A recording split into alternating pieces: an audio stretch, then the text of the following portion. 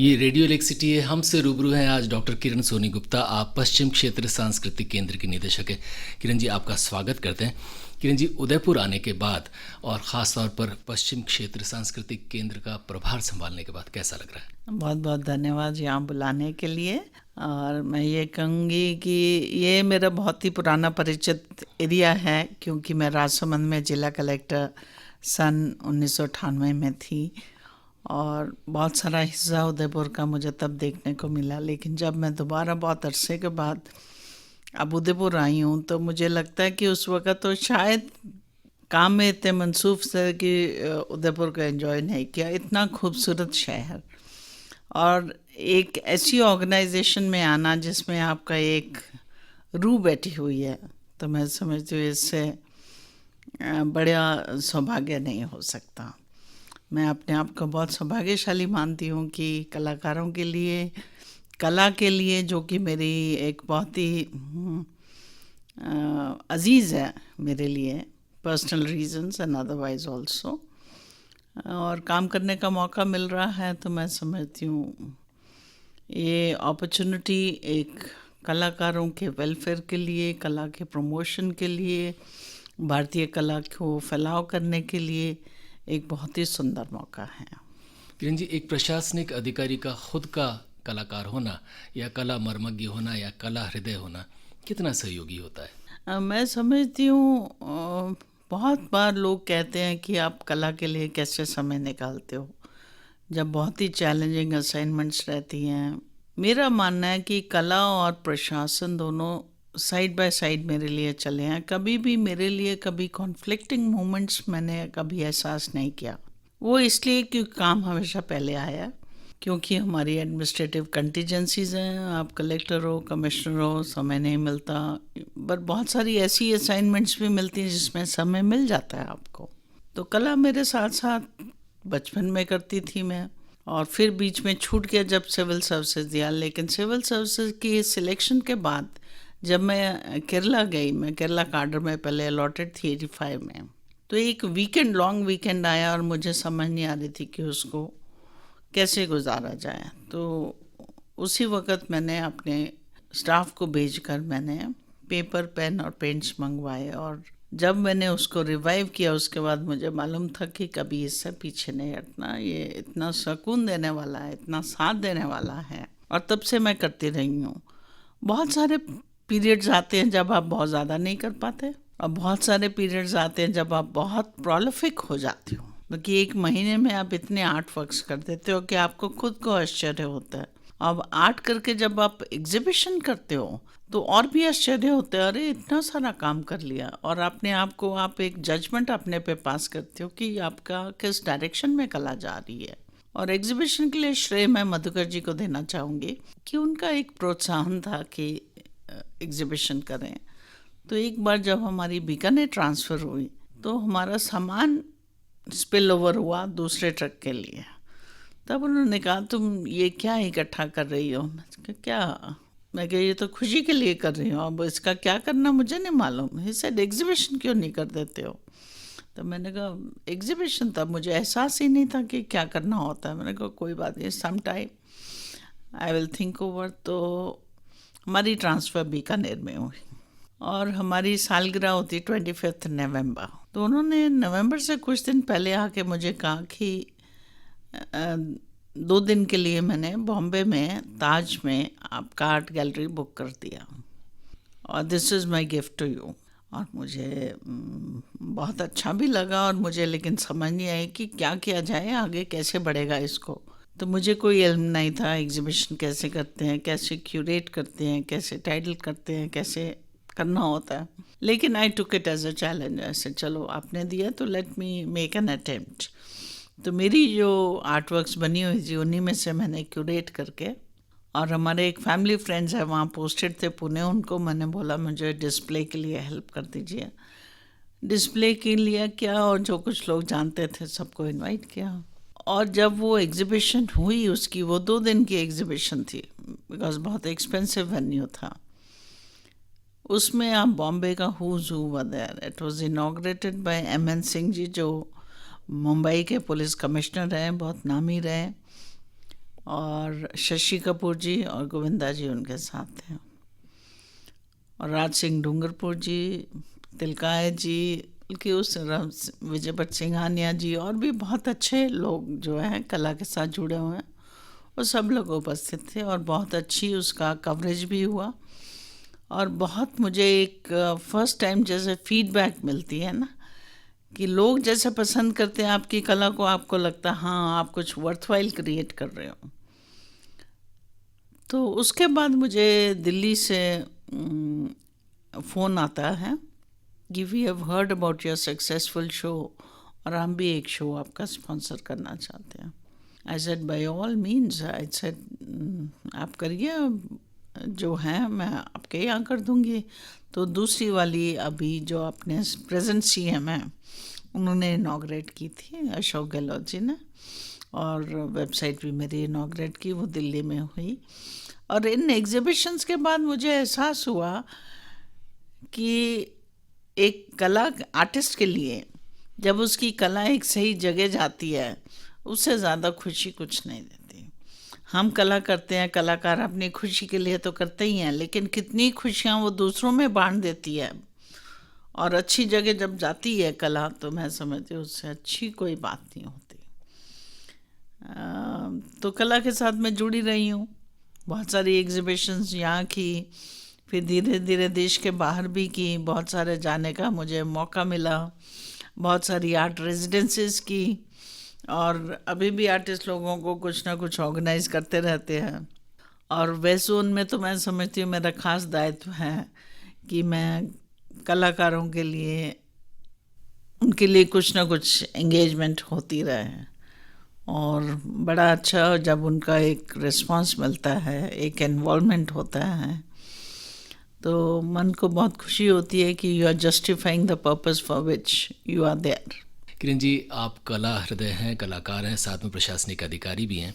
ये दोनों चीज़ों का कॉम्बिनेशन पश्चिम क्षेत्र सांस्कृतिक केंद्र को कुछ नए आयाम दे, इसमें क्या मदद कर पाएगा? ज़रूर, मैं समझती हूँ एक कॉमन चीज़ जो रहती है एक प्रशासक के लिए होना बहुत ज़रूरी है, और एक आर्टिस्ट में भी वो खूब रहती है, वो है सेंसिटिविटी, वो है एम्पैथी, कि आप दूसरों की दशा को बहुत अच्छे से जब एम्पैथाइज करते हो, और एक सेंसिटिविटी और ऑब्जर्वेशन, मैं समझती हूँ ये दोनों चीज़ें एक हर प्रशासक के लिए भी होना बहुत ज़रूरी है, और एक आर्टिस्ट के लिए होना भी ज़रूरी है।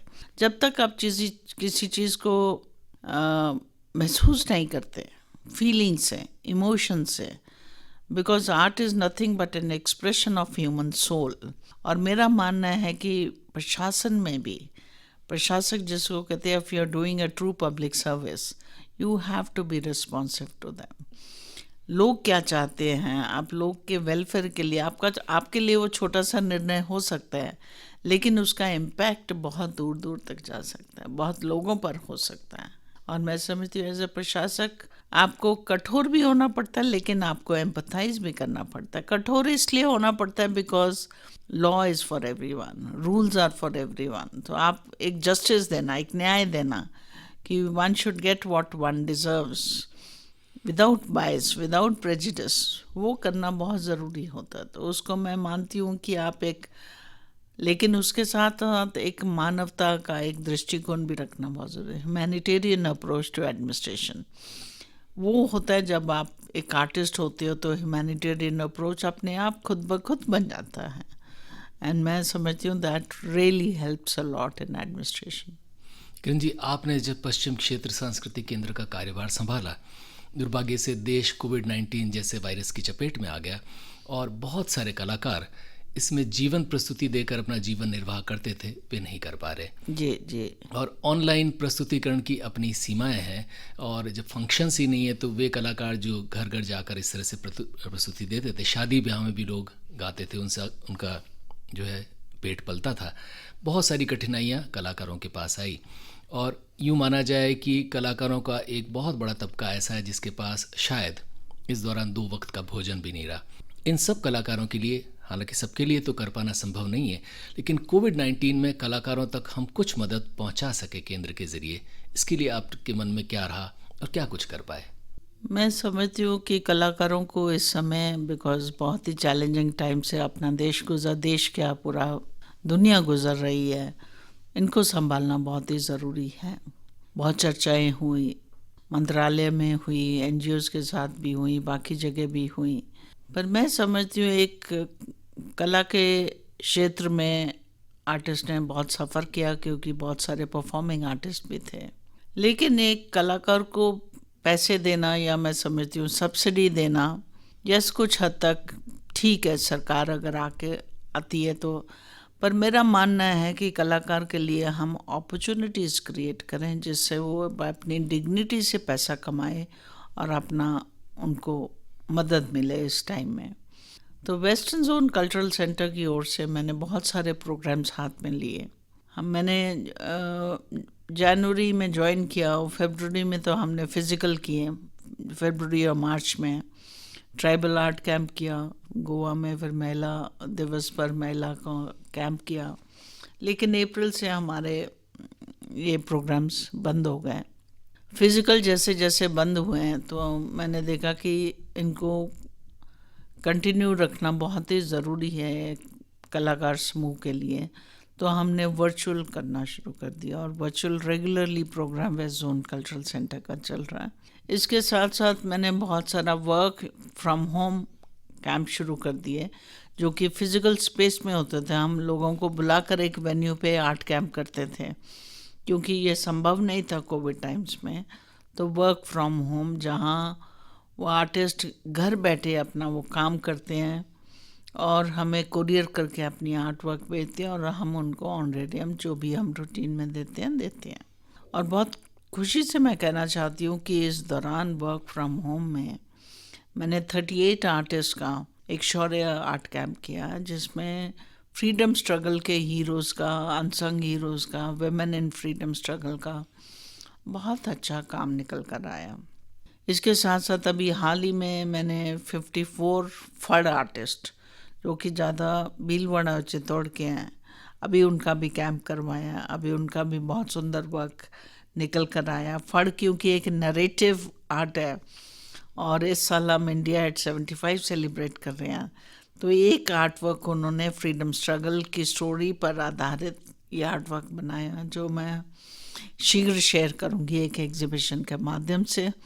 हम अपना ऑनलाइन एग्जीबिशन भी करेंगे और फिज़िकल स्पेस में भी करेंगे इन आर्ट वर्क्स का।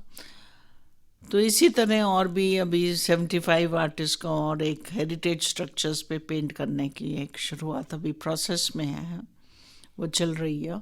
और मैं समझती हूँ हम जितना मैक्सिमाइज़ कर सकें काम उतना करें। और बहुत सारा काम हमने रिसर्च एंड डॉक्यूमेंटेशन में किया, बहुत सारे पोर्टफोलियोज़ बनाए, बहुत सारा डॉक्यूमेंटेशन जो हमारी आर्ट कलेक्शन है वो किया, बहुत सारी प्लानिंग हमने फ़िज़िकल स्पेस के लिए करने के लिए शुरू कर दी।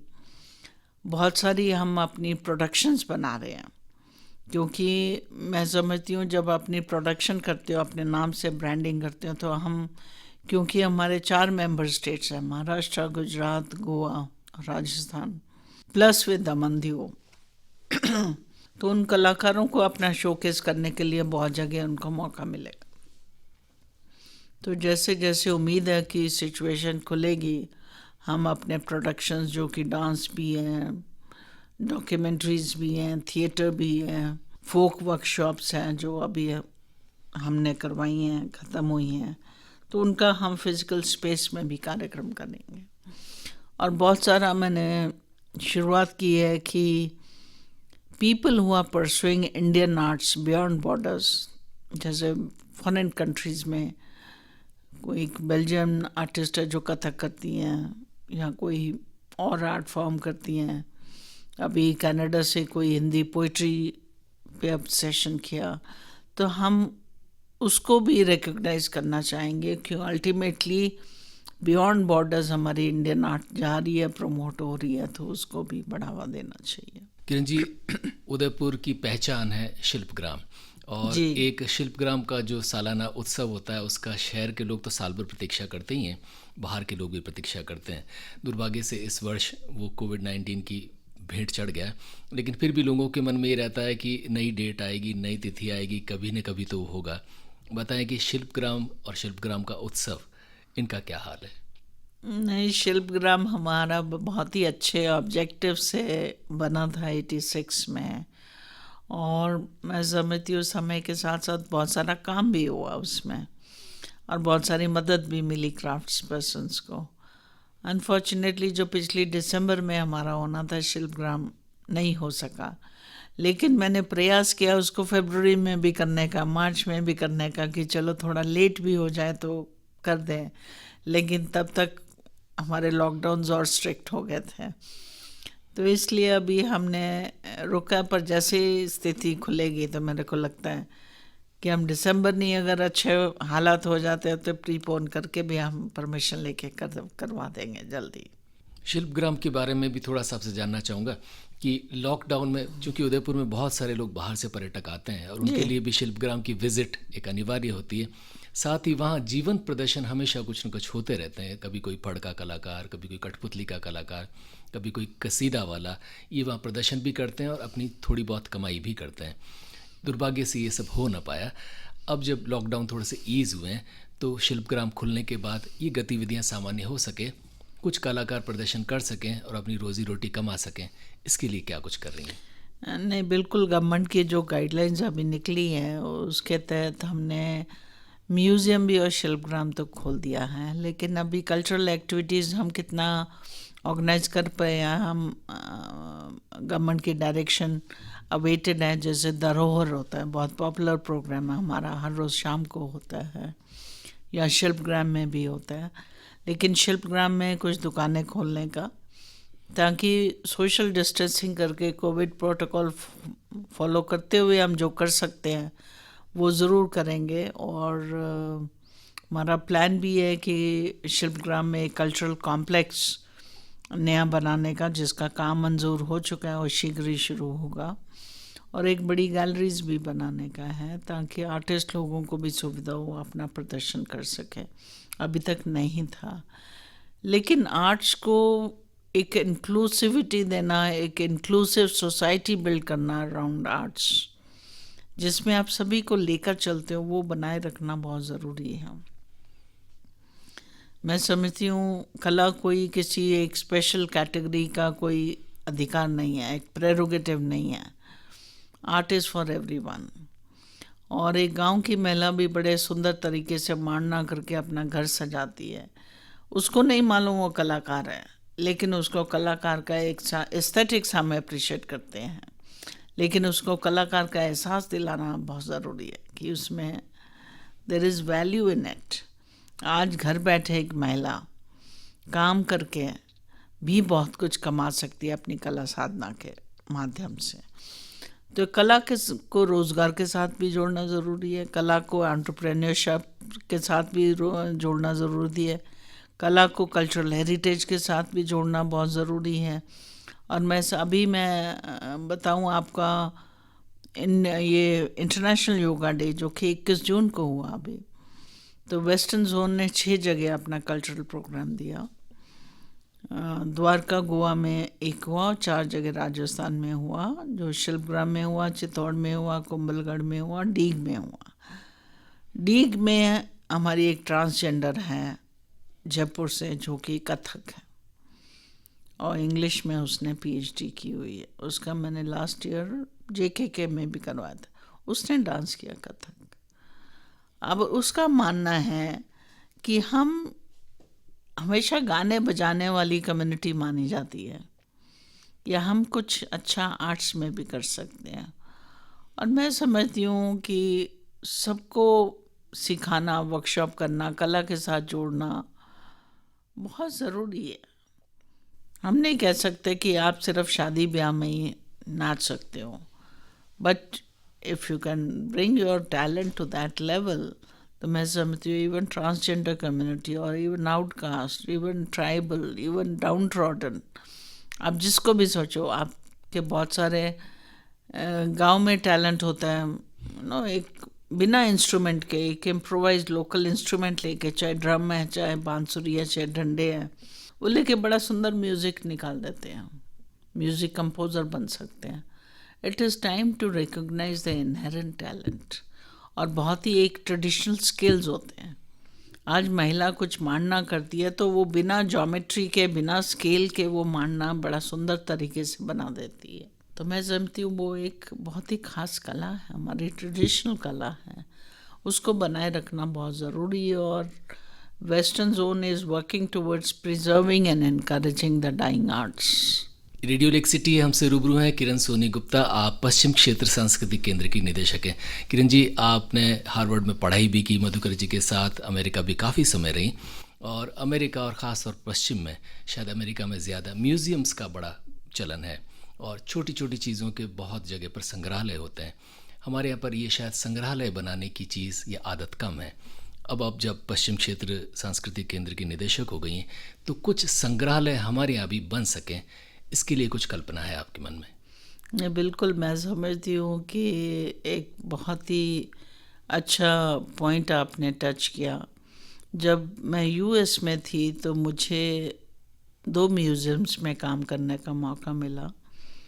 एक म्यूज़ियम, हार्वर्ड यूनिवर्सिटी के अपने 3-4 म्यूज़ियम्स हैं, उसमें मुझे काम करने का मौका मिला, और आर्काइव्स डिपार्टमेंट में कि कैसे वो अपने आर्काइव संभालते हैं, कैसे वो डॉक्यूमेंट करते हैं, और कैसे most of the museums are built around contribution from somebody's collection, और बहुत अच्छे से एक्नॉलेज भी करते हैं।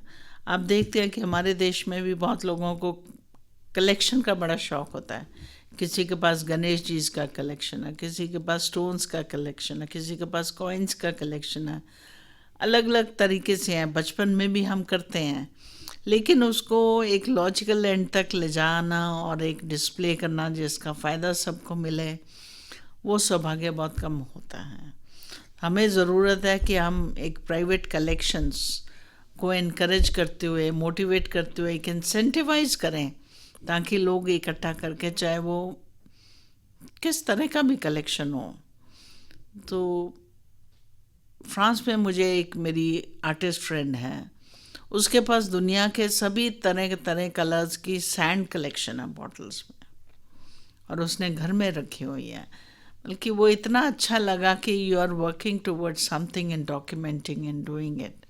पर ऐसी अगर कोई करता है, अपनी नज़र में आता है, तो मैं समझती हूँ उसका म्यूज़ियम बनाना, और या म्यूज़ियम की तरफ उसको ले जाना, या म्यूज़ियम का एक हिस्सा बनाना बहुत ज़रूरी है।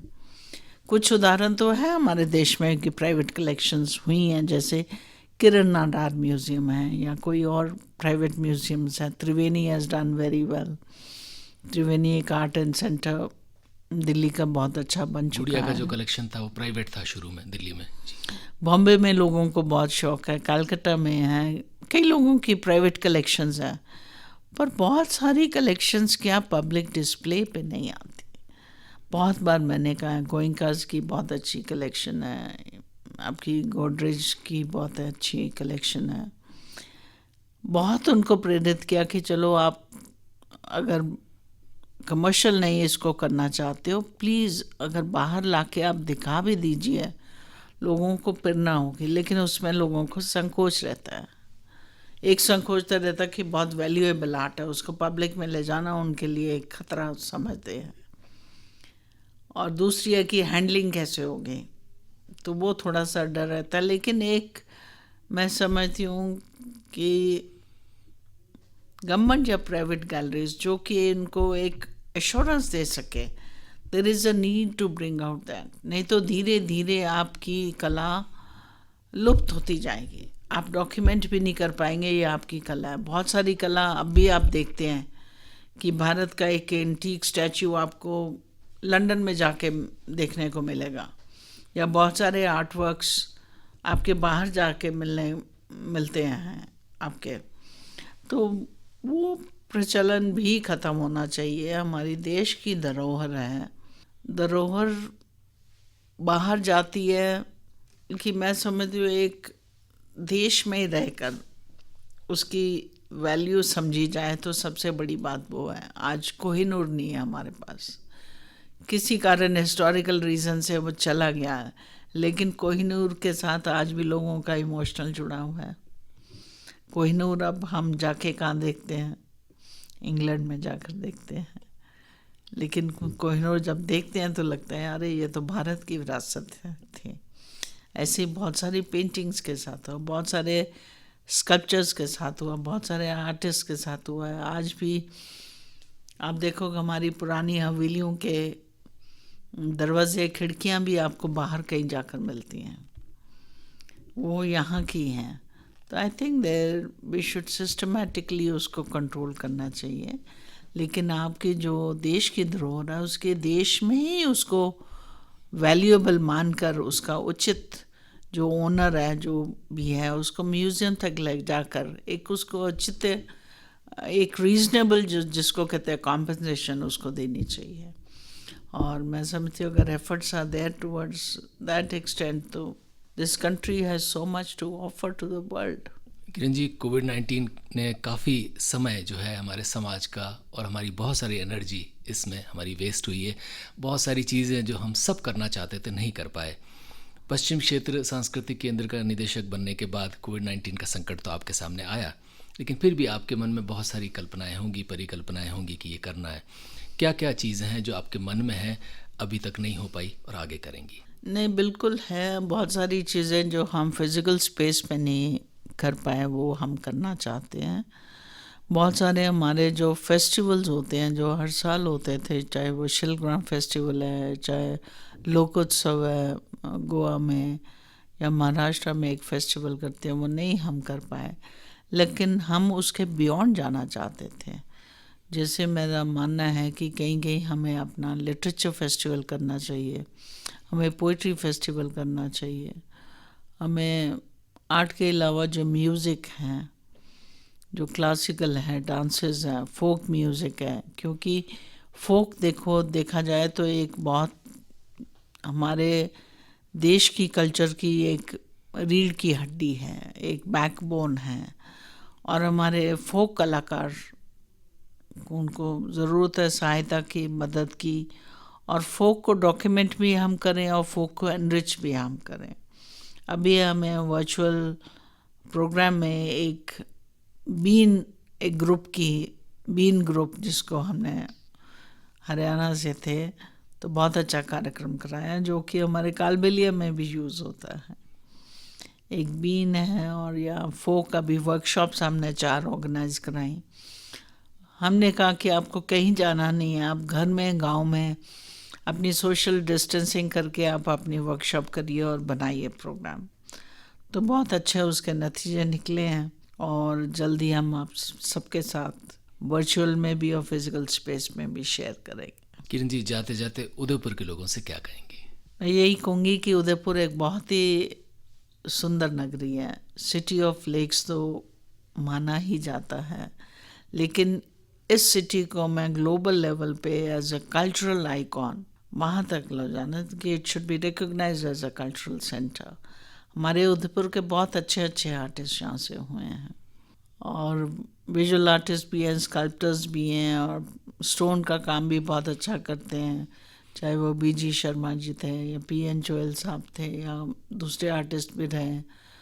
बहुत सारी हमारी अच्छी ट्रेडिशंस हैं, चाहे वो पिछवाई की हैं या मीनाकारी की हैं या ज्वेलरी की हैं, डिज़ाइनिंग की हैं। तो इसको और आप आर्किटेक्चर तो देखते ही हैं कि उदयपुर टॉप्स। तो उदयपुर को एक राइट कल्चरल हब बनाना राजस्थान का, मैं समझती हूँ दुनिया का एक हब बन सकता है। और बहुत अच्छा लगा, अभी 2 दिन पहले मैं जो फॉरेन आर्टिस्ट हैं यहाँ पर जो रह रहे हैं उदयपुर, उनसे मिलने का मौका मिला। तो कोई ऑस्ट्रेलिया थे उरुग्वे थे, कनाडा से थे और एक टर्की की आर्टिस्ट थी। और उनसे जब मैंने पूछा कि आप इंडिया क्यों आए और ये क्यों रहना चाहते हो, उनका मानना था कि there is no place other than like India. ये उनके मुंह से मैंने सुना है कि इंडिया, हम कई बार क्या उस चीज़ को मानते नहीं है कि जितनी डाइवर्सिटी है हम उसको शायद वैल्यू नहीं करते कि ये डाइवर्सिटी क्या ऑफ़र कर सकती है। और बहुत सारे फॉरेन आर्टिस्ट ने हमारी वर्कशॉप्स में पार्टिसिपेट किया, हमारी एग्जीबिशंस में पार्टिसिपेट किया। और एक तो इटालियन आर्टिस्ट है जो मैं राजसमंद में थी तब से जानती हूँ और अभी तक यही है। तो बड़ा अच्छा लगता कि अगर इनको इंडियन एनवायरनमेंट हमारी ये कंजीनियल लगती है, क्रिएटिव एनवायरनमेंट उदयपुर की में रहकर इनको उदयपुर शहर बहुत अच्छा लगता है, तो मैं समझती हूँ इससे बड़ा कॉम्प्लीमेंट उदयपुर के लिए क्या होगा। हम लोग तो मानते ही हैं, और वही एहसास किया था मेरे बेटे ने जब आया था। इससे मैं पूरी दुनिया घूम चुका हूँ, इससे ऐसा शहर तो मैंने कहीं देखा ही नहीं है। He said maybe next to Venice, Udaipur is the place, and he loves it. He loves it. और बहुत छोटा था जब राजसमंद था, he was only few months old, तो उसने तो पहली बार ही आके उदयपुर देखा कैसे है। तो my compliments to people of Udaipur who have been extremely nice, creative, very supportive to each other. अभी एक और आर्टिस्ट का मैंने वर्चुअल प्रोग्राम करवाया, जो एक डांसर है, उड़ीसा से है। ही सेड मैं तो घूमने आया था उदयपुर और यहीं रहने लग गया। ही केम फॉर अ परफॉर्मेंस, और उनका मैंने परफॉर्मेंस करवाया। इतना बढ़िया परफॉर्मेंस किया। He said is a practising dancer but station in Udaipur. He said मुझे इतना अच्छा लगा, जगह लगी कि मैं सब छोड़ के आ गया। तो ऐसे ही लगता कि एक मैग्नेटिक फील्ड है उदयपुर में, जो आता है बहुत जल्दी यहाँ से जाता नहीं है। वो एक बहुत अच्छा लगाव हो जाता है लोगों से, इस जगह से, इसके पानी से। किरण सोनी गुप्ता जी, आपके आने से इस मैग्नेटिक फील्ड में इजाफा हुआ है। उम्मीद करते हैं कि उदयपुर की सांस्कृतिक पहचान जो है उसे और विकास मिलेगा, नई ऊंचाइयाँ, नए पंख मिलेंगे। आपका हृदय से आभार।